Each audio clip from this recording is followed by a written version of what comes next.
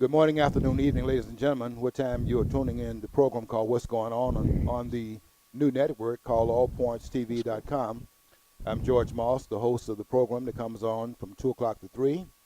And today you're in for a double treat because after this program is over, we'll have Sartorius Black History Corner coming on, which comes on every second and fourth Mondays.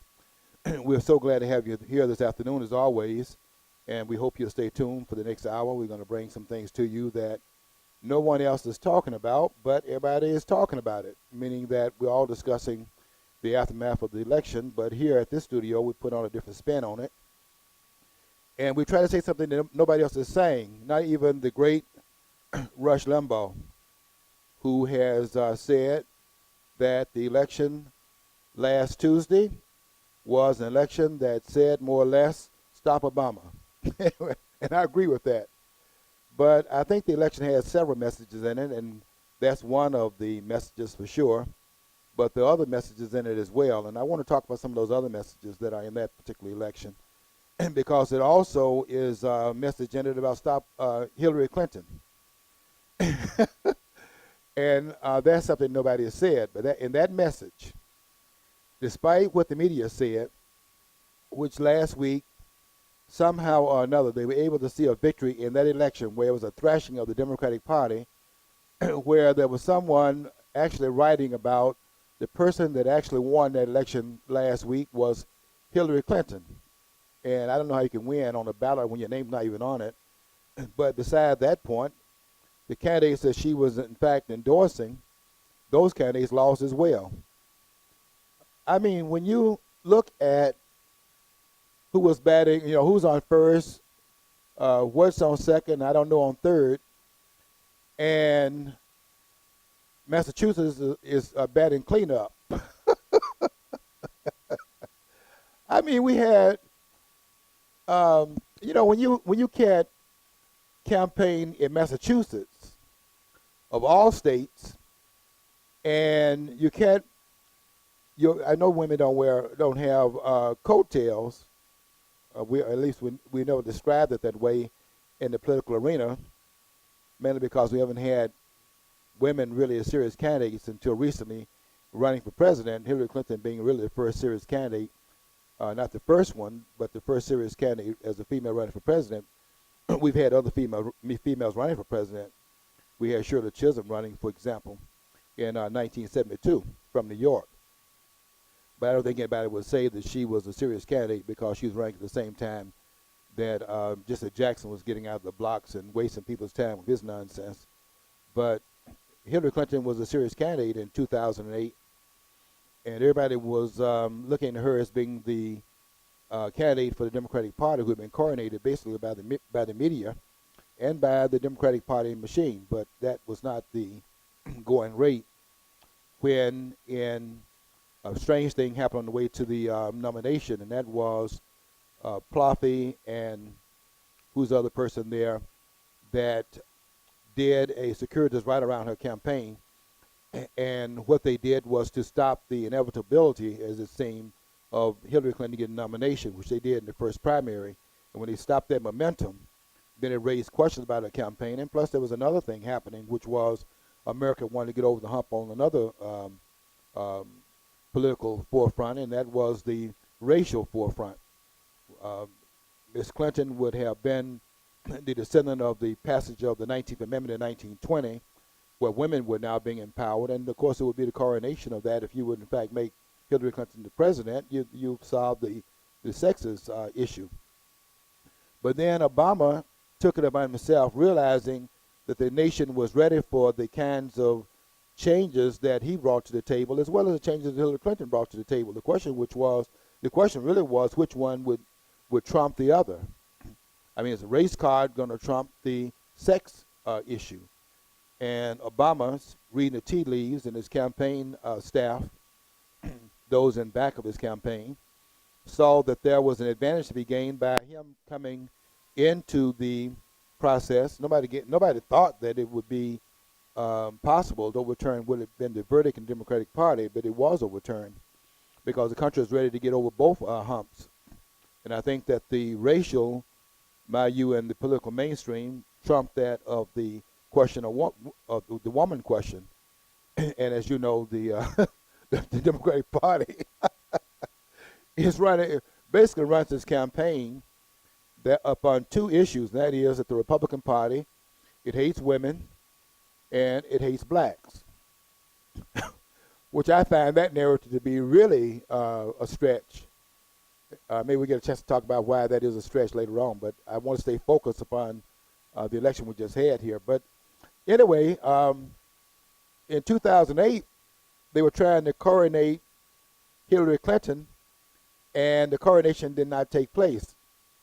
And in the midterm election that we just had last Tuesday, they're trying to reincarnate the coronation by now saying that the midterm election that was really a thrashing of the Democratic Party was somehow a victory for Hillary Clinton. I have to tell you something, people. When you have Hillary Clinton going into Massachusetts and campaigning for Martha Coakley, who was running for governor of that state, and you say your arms are too short to box with God, but when you don't have coattails that can pull anybody across the finish line in Massachusetts, then you don't even have, not only do you not have any coattails, you don't even have any skirt to pull anybody across the finish line. Because Massachusetts is the third most liberal state in the union. I mean, you got to put California first on anybody's list, and then I think New York has to be a close second. And third, and this is a very close third, is Massachusetts. I think you recall in 1984 when Ronald Reagan was running for re-election, I think that was the election in which Dukakis, I believe it was a candidate in the Democratic Party, and he got thrashed. He only got 17 electoral votes. He got the 3 electoral votes in the District of Columbia and got the 14 electoral votes in Massachusetts. He had 17 electoral votes all together. And every other state, which amounts to 49 states, rejected his candidacy, and he lost by every state voted against it, but Massachusetts hung in there. And here it is in 2014, and I could be wrong about who the candidate was in the Democratic Party. I'm thinking either that was the election of 72, but certainly had another Senate bearer in the Democratic Party in 84, and the one in 84, whoever that candidate was thrashing that election. You can go and check which one it was and which of the two elections I'm actually referencing here, but I'm right about the numbers. And there was an actual thrashing that occurred in that particular election. But Massachusetts hung in there with the candidate in 1984, and of those 17 electoral votes, 14 of them came from the only state that voted for the Democratic candidate. Of course, we know District of Columbia is 80% black, so we know what's going to happen over there in that stronghold. But how are you going to now claim in 2014, during the midterm elections, that Hillary Clinton, who went into Massachusetts and put her creds on the line, put her credibility on the line, in that election, and some of the others as well, and everywhere she went, the candidates lost. I mean, Rand Paul was putting up on his website, Hillary Clinton, the loser. In every one of the campaigns that she went in and attached her name to, they lost. And yet the media, as if it has any creds, came out with the analysis in that thrashing that occurred, that Hillary Clinton came out as a victor in the election. Now, if you can spend that one, I don't know if they would even attempt to script that election that way. I don't know on what level we can trust the press, the media, in saying anything, because that is not only ridiculous, it's absolutely ridiculous. There was no victory here by the Democratic Party. Maybe in Pennsylvania, where they held on to the governorship there, but everywhere else where they were running, they were actually being repudiated. And you cannot see that repudiation only as one in which it was to stop Obama. It was certainly that message in it. And Rush Limbaugh is absolutely correct in saying that, but he's not actually going far enough to understand the nature of the rejection, because there's rejection in it for not only the election we just held, there's also rejection in it for the election yet to come. This was an election about stopping Hillary. Because if anybody thinks that the press is going to put in front of the American people who are now awakened, I'm here to tell you that there was an awakening in this election, as can be seen by what happened in the primary.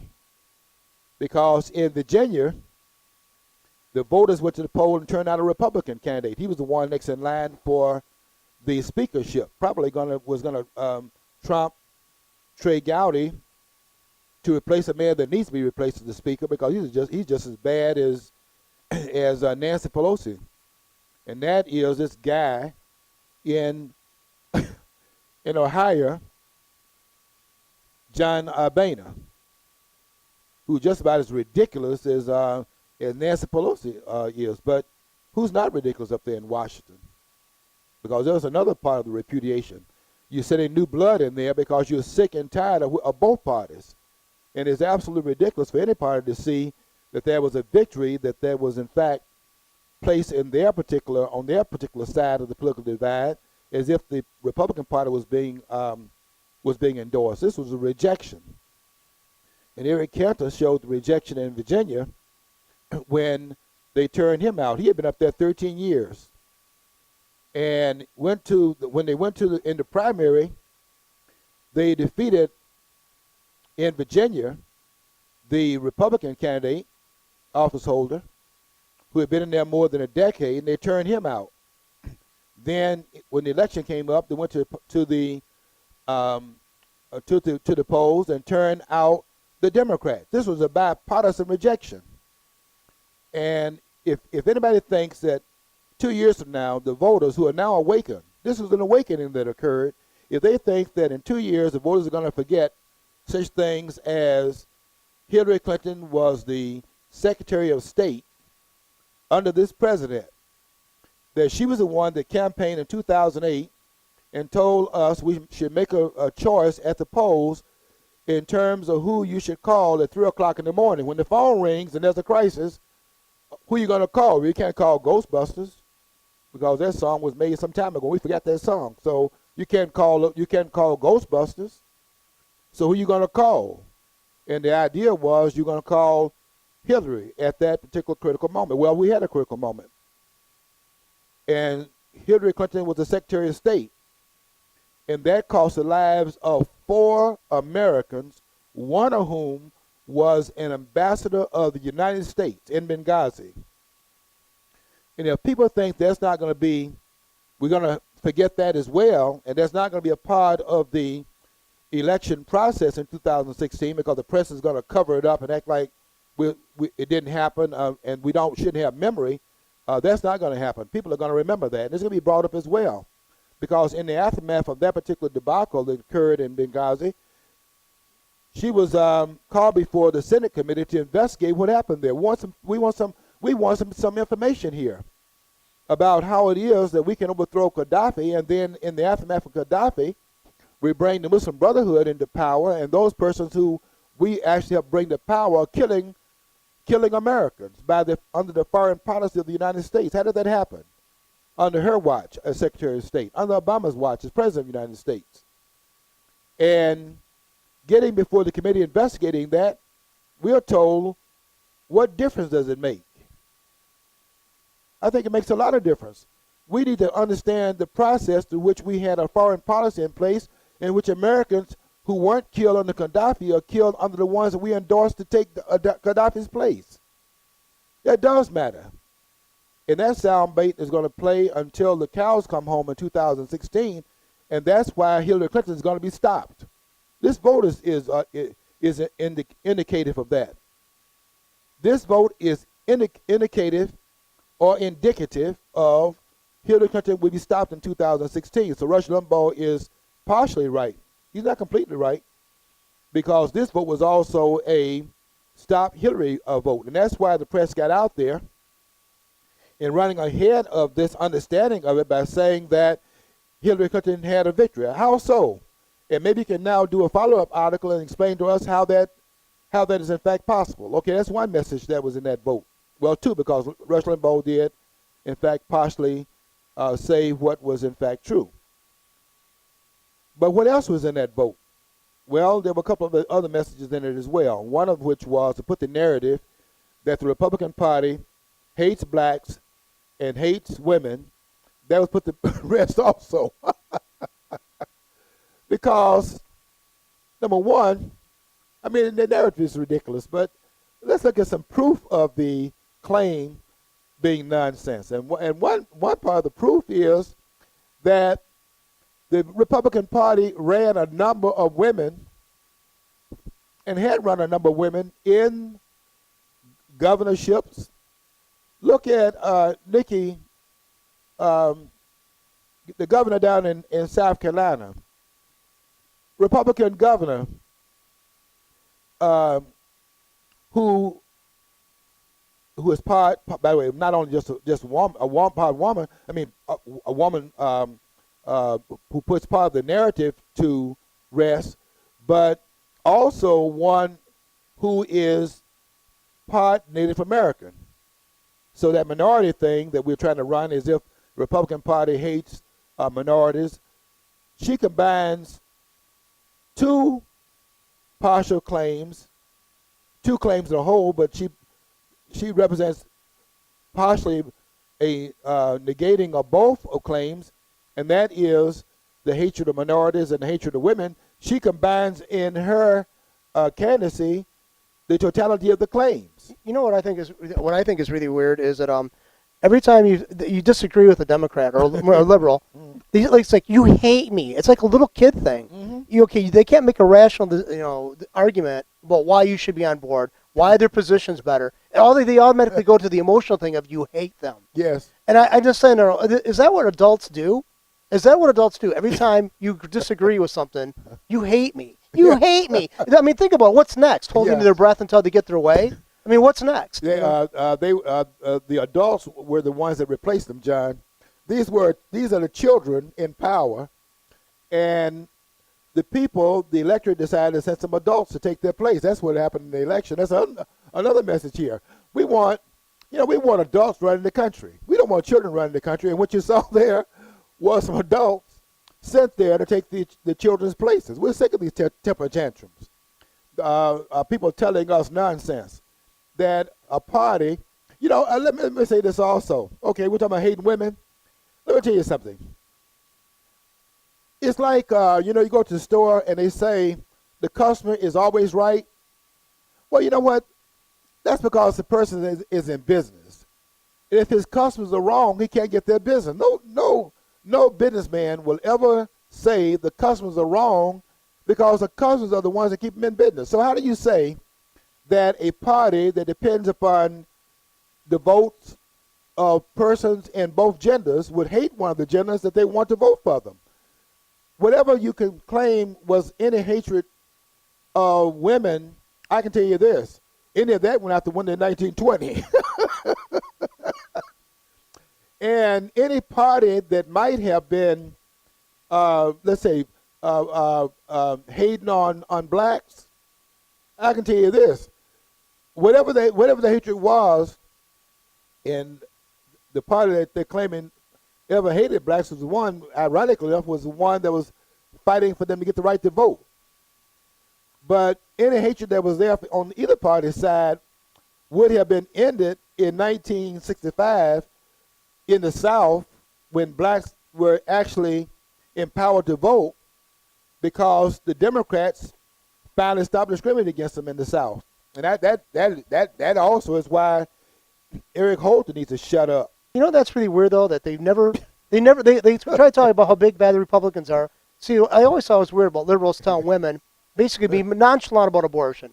Okay, be nonchalant about aborting your child. Be nonchalant about that.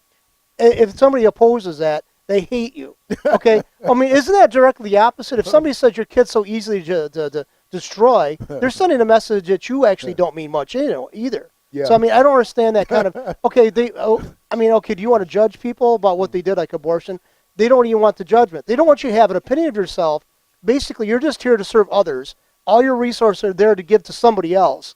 And that's what the message that these progressives are sending me is like, you're here for us to realize our visions with. If you disagree, we're going to label you and destroy you.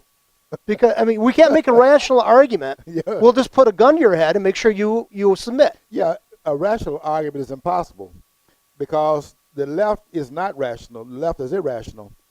I mean, you can see it. Look, it's in everything that's done on the left. I mean, you could read about Adrian Peterson, who in fact is being penalized for having disciplined his child. I'm not endorsing the way in which a child was disciplined, but I can tell you that is historically rooted in how blacks discipline their children. I didn't see anything there that I didn't see in my own household. And Chris Carter, who I think was very offensive, said that his mother was wrong because she used those kinds of means upon him. And yet he's sitting behind a desk as a commentator on ESPN, and he has a nerve to sit up there on national television indicting his mom. But that's not the point I'm making here. I mean, that is a point to be made. The point I'm making is that the liberals, who are irrational on all fronts, on the one hand would find some recrimination in someone disciplining their child, but find no recrimination in somebody aborting the child, keeping it from being here in the first place. I mean, how do you do that if you have a rational point of view? If the children are being disciplined is a problem, and that is an issue that you raise, then not allowing the children to be born in the first place is even more of an issue. But that kind of irrationality is what you find on the left. And is ongoing and is unrelenting on all fronts. There's no rationality on the left. And what happened is that the left irrationality, which is now being found out more and more and more as we go down into it's being exposed more and more and more. The country is rising up against it and rejecting it. So look for it then to change its form. But there's a certain amount of rationality that's built into the liberal mindset, and that is ongoing, and it is unrelenting, is unchanging. So you saw the repudiation of that. But in the election this past Tuesday, you saw an election in two different places that were really important elections. One in South Carolina, where you saw the election of a person that had been appointed by the governor of South Carolina in 2012 when Jen DeMint stepped down to take on the directorship of the Heritage Foundation. Once he had left the post, then the governor, who is a female and Republican, so they didn't hate on her in order to stop her from being nominated, and then the voters went down there and endorsed her election. She then appoints a black Republican to the position to succeed Jim DeMint. He runs for re-election, which means that being the Senate candidate, he had to appeal to voters throughout the state. He could not just appeal to voters in the places where blacks are or where minorities are, because the appeal has to be more widespread, which says a lot about the South at this point. And he was elected to the 6-year term. So, as a Republican, by the way. So then this narrative about the Republican Party not liking blacks or hating blacks is the way they have been framing it, is being nailed. That coffin is being nailed wide shut.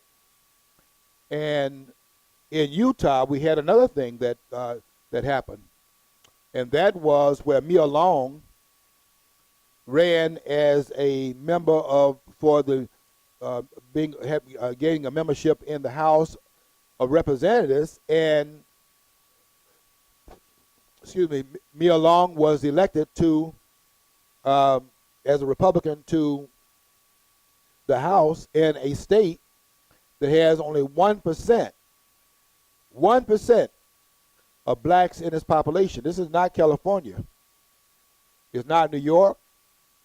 It is not Michigan. This is a state that didn't have any blacks to any large extent. I'm talking 1% of the population.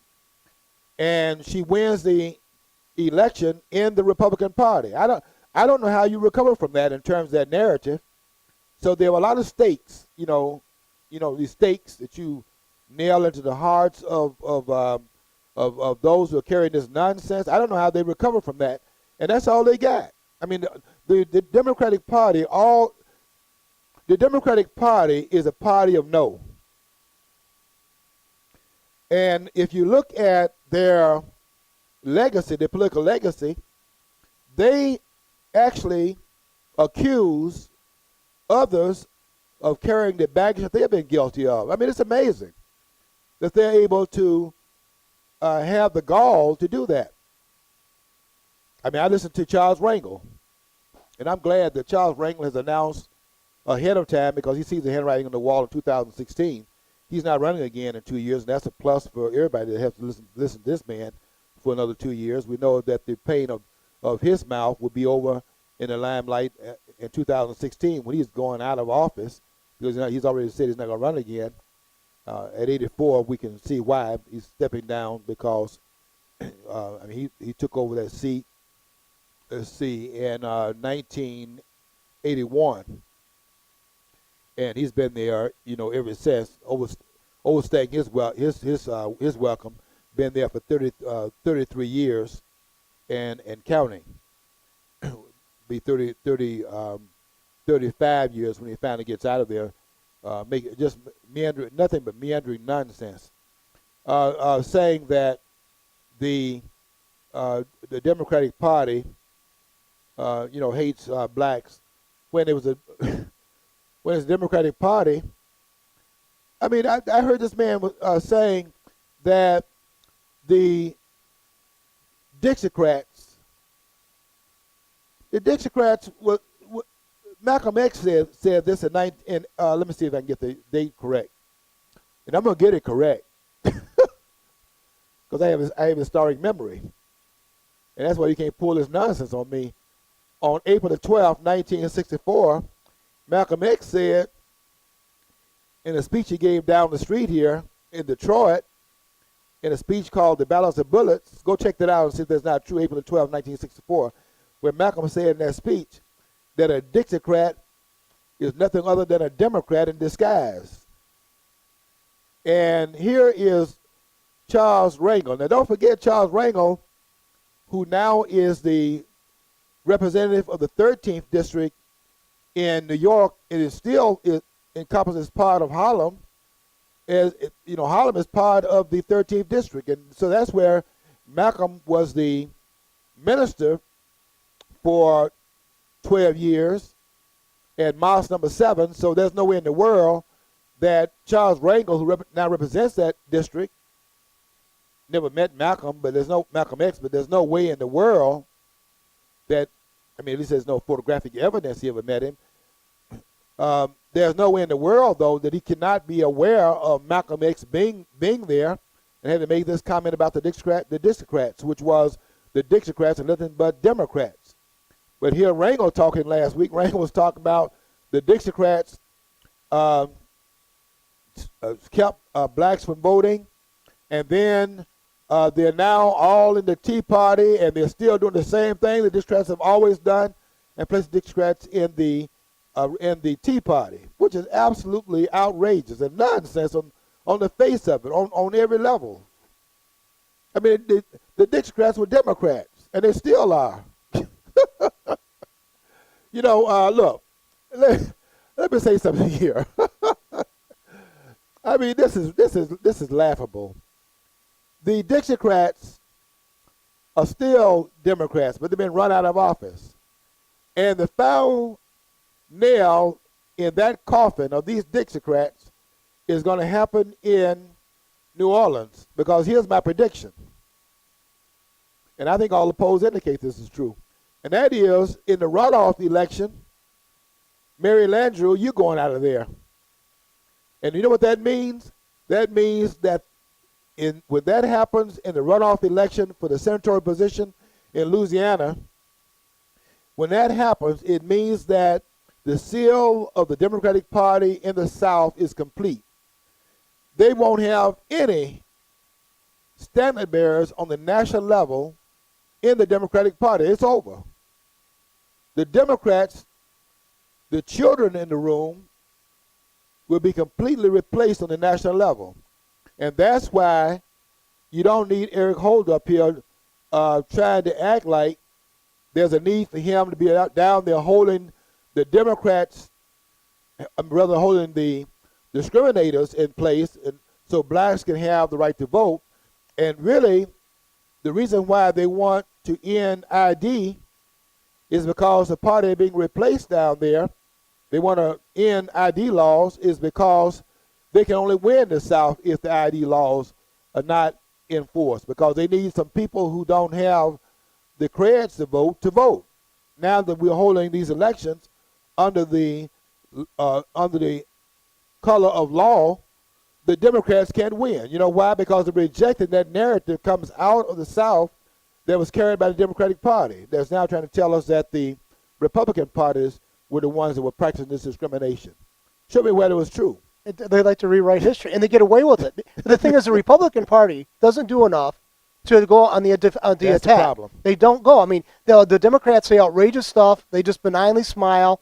And I would say, I'd bring up historical references. I'd show the speeches and who made them and whose party they belong to. I would go on the attack, but they don't. The Republicans don't want to win elections. They don't want to win hearts and minds. They're just stupid. They're just like, they're so intimidated by the labeling. And I'd challenge the labeling. I'd say I'd force them to actually have to prove their assertions. The Democrats have always gotten away, just like I said, they're like little children sticking their tongue out. You hate me. Okay, Yeah. okay, shut up here. You get what you want. We don't hate you. Kissy, kissy, kissy.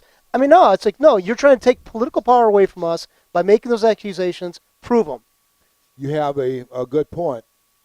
The Democratic Party tells its own story. The narrative is, of course, faulty, but at least they have a narrative that they're putting out there before the public. The Republican Party's narrative is not told.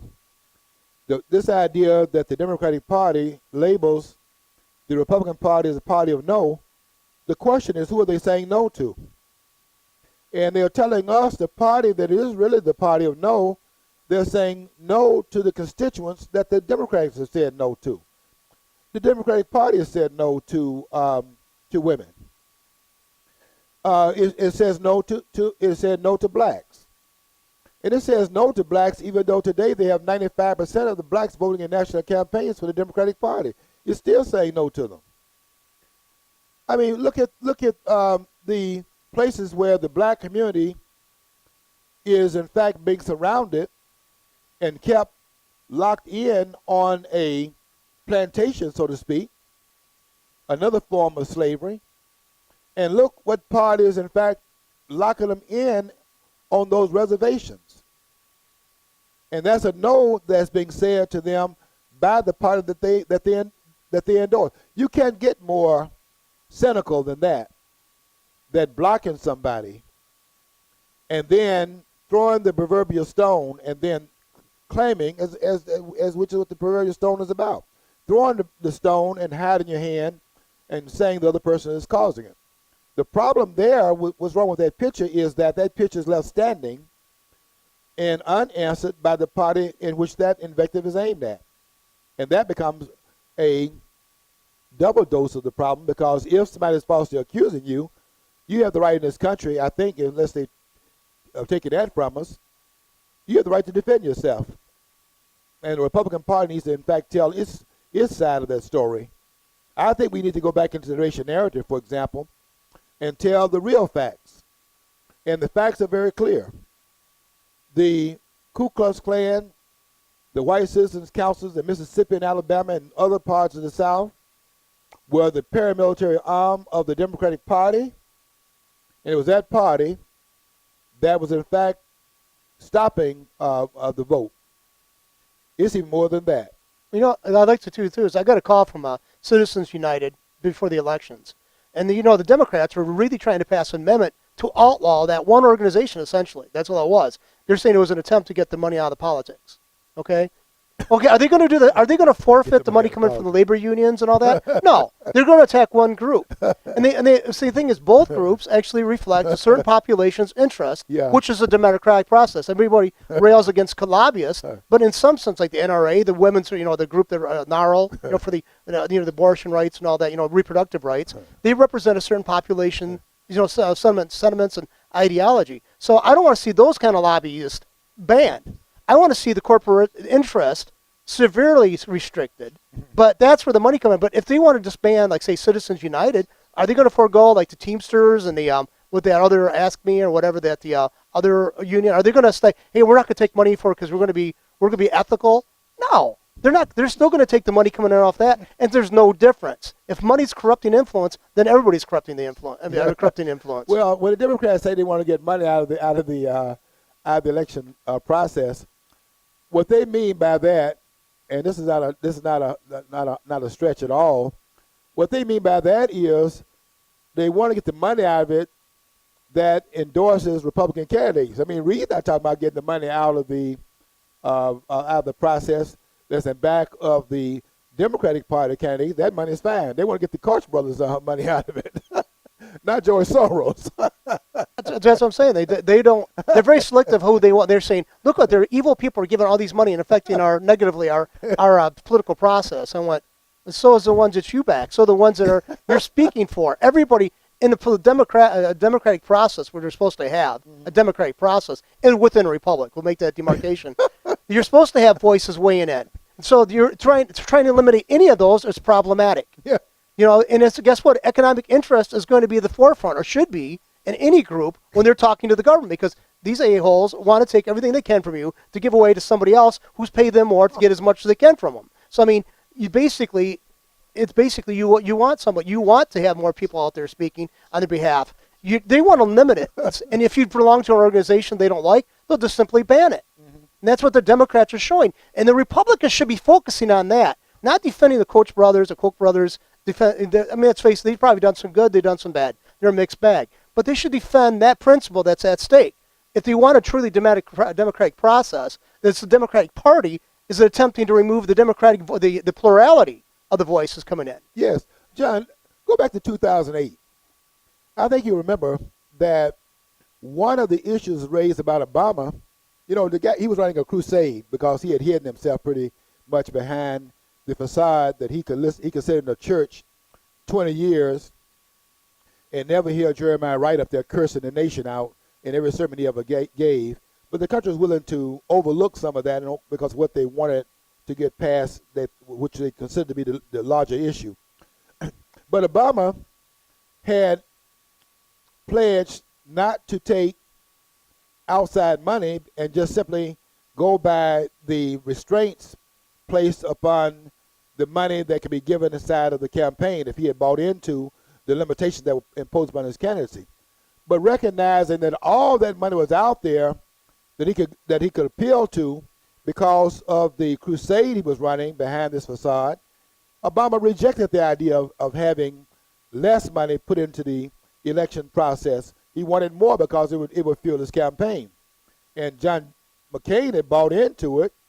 And then when Obama didn't buy into it, it put him at a disadvantage. Not that McCain was going to win anyway, but it put him at a disadvantage financially to go along with the fact that he was a very boring candidate.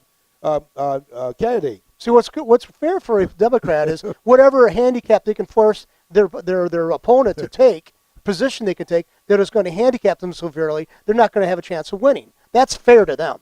Yeah. They don't want an even playing field. They want somebody to feel but yet they wouldn't feel so much guilt about if they were in the same position. They'd take that advantage. Yes. You see, look, what is a disadvantage to the Democrats is that which does not let them have their way. It's just like you said earlier, John. It's like a child. What's unfair to a child is when the child does not get his way, his or her way. And the Democrats feel everything's unfair if you cannot buy into and allow them to have full access to their vision, then there's something fundamentally unfair here, because if you were fair, you would, in fact, endorse what it is they stand for. You know, like today, for example. One of the issues today, I had to laugh when I read it. It was on the net this morning, because when I first get up, the first thing I do is go and see what's shaking in the news. Not in the FCC news. That's licensed. I forego that. On all the networks, I go and look at the net, which is not yet controlled.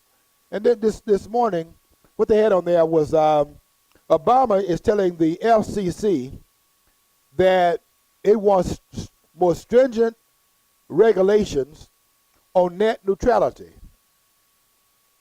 Folks, when the government gets involved in anything, one of the things you can least expect is neutrality, because force is never neutral. And all government is force. And so this idea that they want net neutrality is that they want to control the what is really neutral in net, which is liberty. I mean, the only thing that you have that is neutral is liberty, because liberty on both sides means that the playing field is neutral, because there's much liberty on one side of the issue as it is on the other side of the issue. Anytime government comes in, neutrality is in fact suspended, because government is force. Would you care to venture who they'd want to? Neutrality. You know, like Young Turks would be under that neutrality that they're advocating. Young Turks, or the Young Turks production would not be. They'd be censored heavily. So would Russia Today. And and ironically, I'm looking at Russia Today a lot of times. I'm seeing their program. I don't agree with everything. I don't trust Putin. But actually, it's bizarre that I'm looking at a Russian news source much more favorably, or seeing them as being more open to the honesty and the truth than any of our own, in this domestically.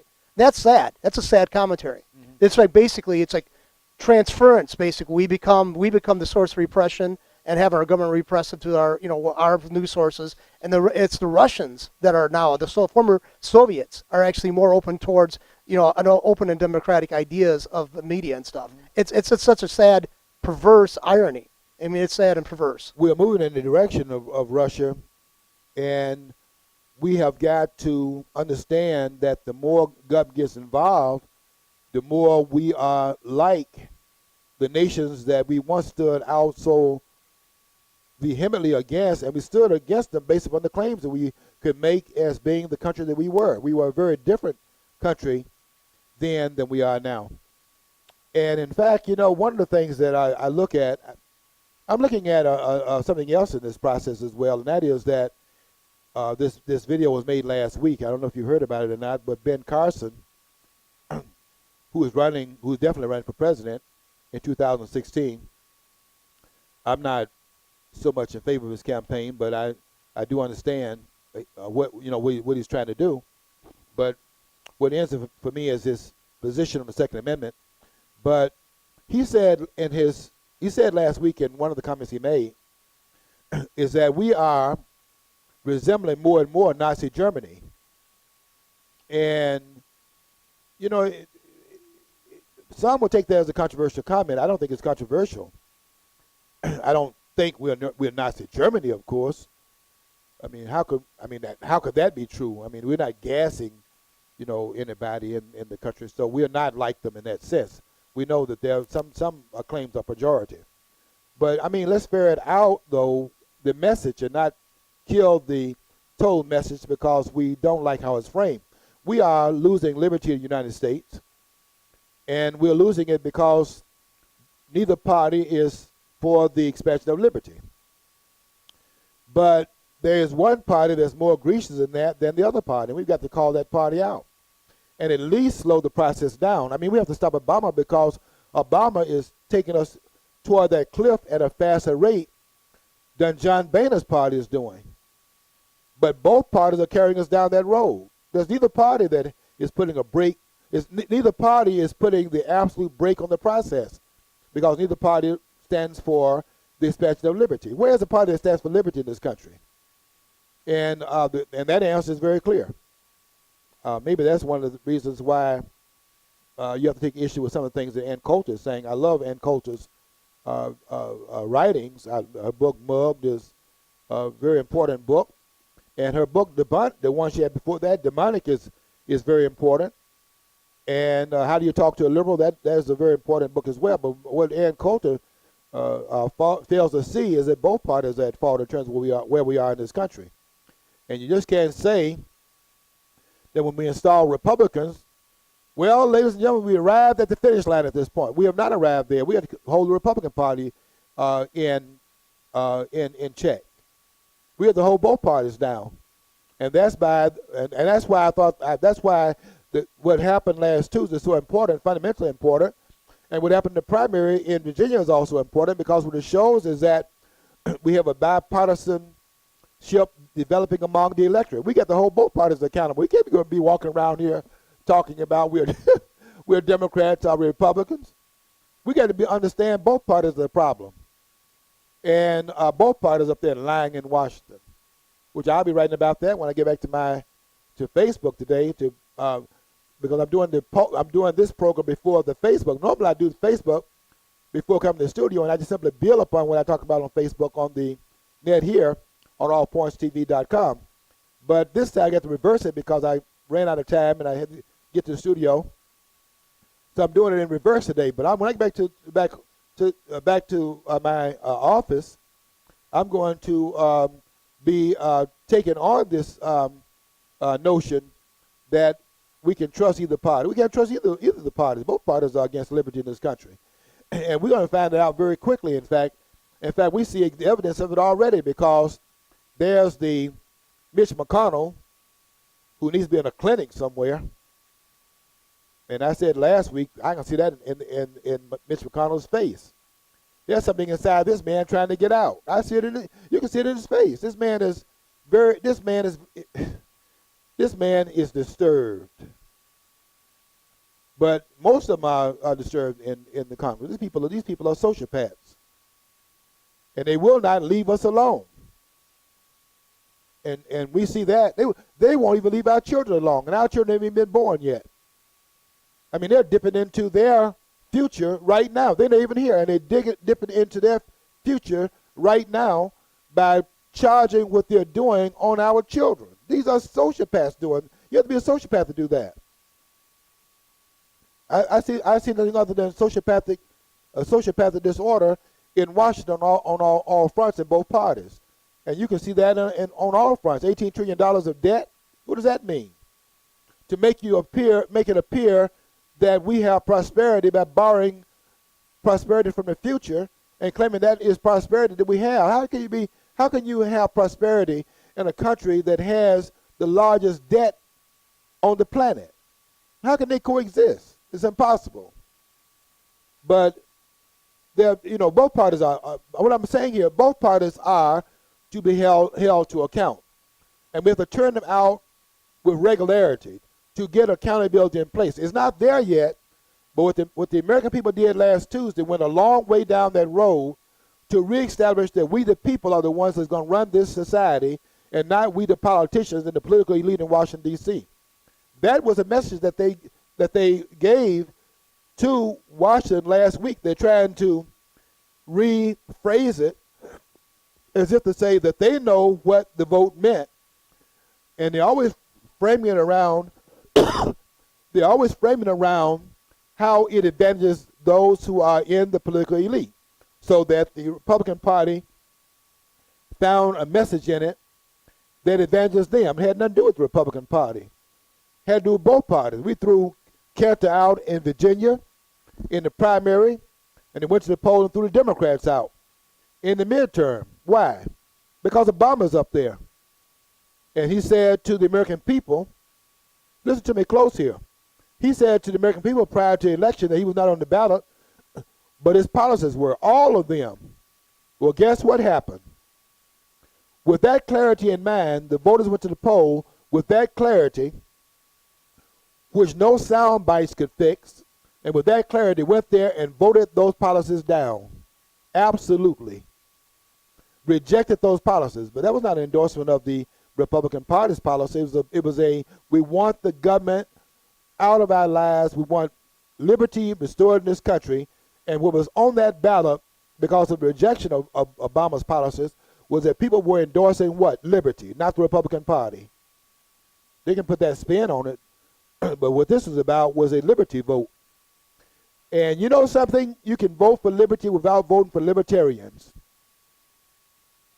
In other words, and I did, I had I have to say, I had a bipartisan vote.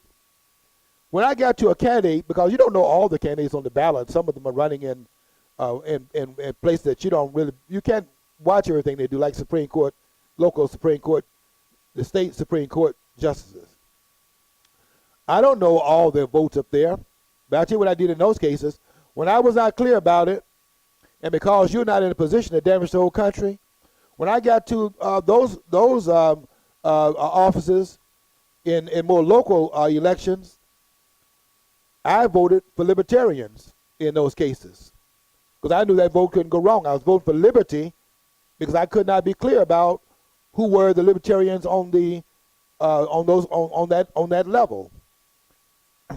I won't tell you who else I voted for when it came down to liberty candidates, but it would be surprised. But on the national level, when it came down to vote on the national level, I voted against Obama, and I make no apologies for it.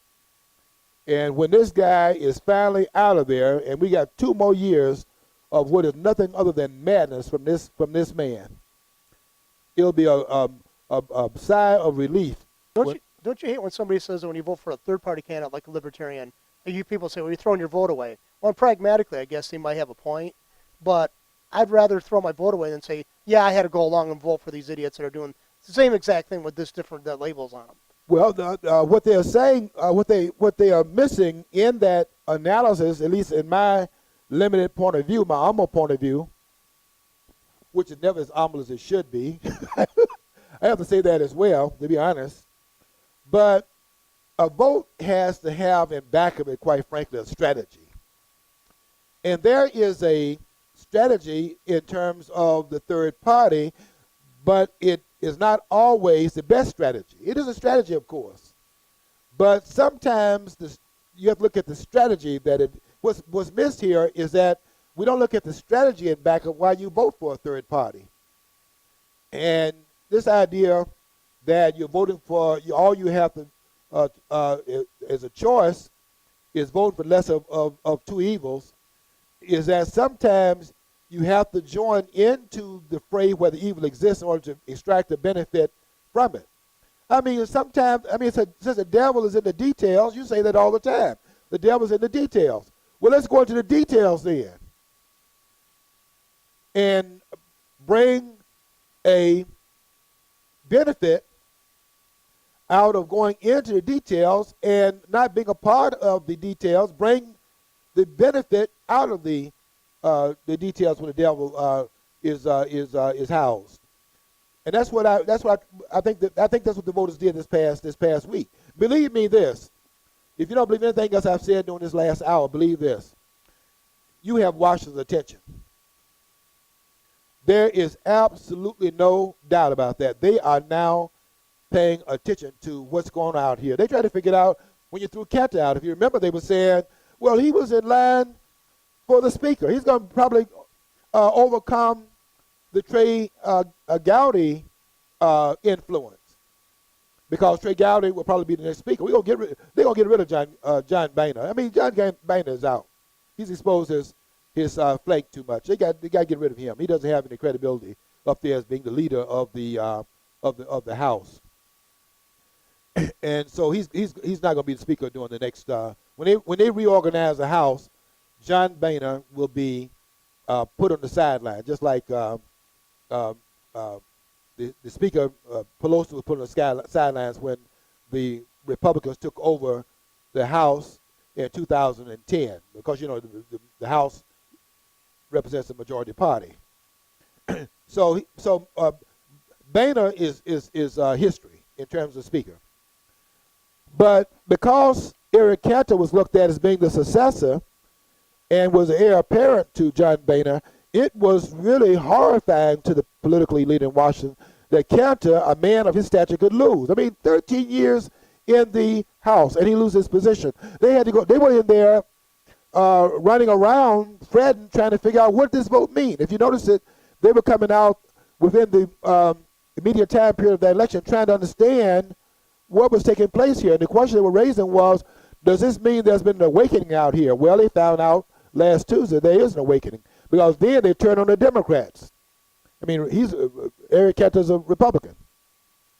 But then the Democrats are turning out. And what they're really fearful of, although they talk about it all the time, is this bipartisanship. What they want, look, the bipartisanship is our problem. In other words, both parties agree basically on what they're doing. They are bipartisan. Both of them believe in taking liberty from the American people. They are bipartisan about that, and both parties on that road. Some it's a more slowed down process in one than the other.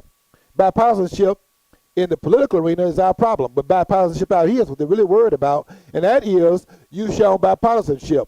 You are in fact rejecting both parties, and they understand that. That's why they're trying to frame it, because what we see here now is that the American people are finally beginning to understand that both parties are in the way of the liberty of this country. And we're going to have to chastise and keep chastising both parties. That's what you did last Tuesday. And they can claim something else was in the fray. They can claim that Hillary Clinton was being endorsed, and I don't know how you can even claim that, given the fact that the Democratic Party was thrashed at the polls last Tuesday. I mean, they lost everything. I mean, I would expect those guys to be going to the Congress wearing a barrel, and suspending a barrel around and saying we won't have to pay the rest of it until 2016. We have the next election, because I don't think we finished with them unless they change their tone. And I don't know if a leopard has ever been able to change its spots. Might be able to disguise the appearance. I mean, you can be a wolf in sheep's clothing, but I don't think it can ever really change the spots on a leopard. I mean, he can hide in the bushes and disguise himself, right? Because he's trying to get, because he can't change the spots, so he tries to hide until he gets into a distance, and then he chases the prey down, but he doesn't change the spots on his skin. And I don't think the Democratic Party can change its spots. It's going to be a party. It has been a party ever since to limit liberty in this country, more so than the Republican Party. But both parties on that route. And Ann Coulter, let me tell you this: I have a lot of respect for you. I really do. I think you're one of the few persons out there, really, in the Republican ranks, that is willing to say that which is true without being politically correct. And they don't like you because you are a person that is not politically correct, and you will in fact go out there, as you did in your books called Mugged, which is a subtitle, Racial Demagoguery from the 1970s to Obama. I don't think another conservative would have written that book because of political correctness, but you wrote that book and had enough courage to do so. So I respect that. And I respect the book you wrote before that called Demonic, which is another one of your fabulous books. And I respect the fact that you are an independent thinker, and that you will call it the way you see it. Sometimes, as all of us do, because none of us are perfect, we don't always see it with the clarity that we should see it with. And I think you're unclear, in my humble opinion. Now, this is my humble opinion again. I'm getting too humble around here. But in my humble opinion, you have put too much credit in the Republican Party and not understanding that they are two peas in the same pod, talking out of different sides of their mouth for the same end. And are we there yet? Well, we are more so there with the other party, but we're getting there with the other party as well. And we're not there yet, but both parties are carrying us down that road, so we will get there. Obamacare is not going to be repealed under the Republican Party. Forget that. And we're going to have to keep our eyes on both parties until 2016, hold both into account. Okay, folks, that's my spin on it. And we will stay tuned at 3:30. It's about 1 minute before the time period for me to get out of here. And then we'll have at 3:30 Satori's Black History Corner. Want you to stay tuned for that. They'll be around from 3:30 to about 4. And we will see you next week. Until then, I want you to follow your dream. Because if you don't follow your dream, you'll never know what's on the other side of the rainbow.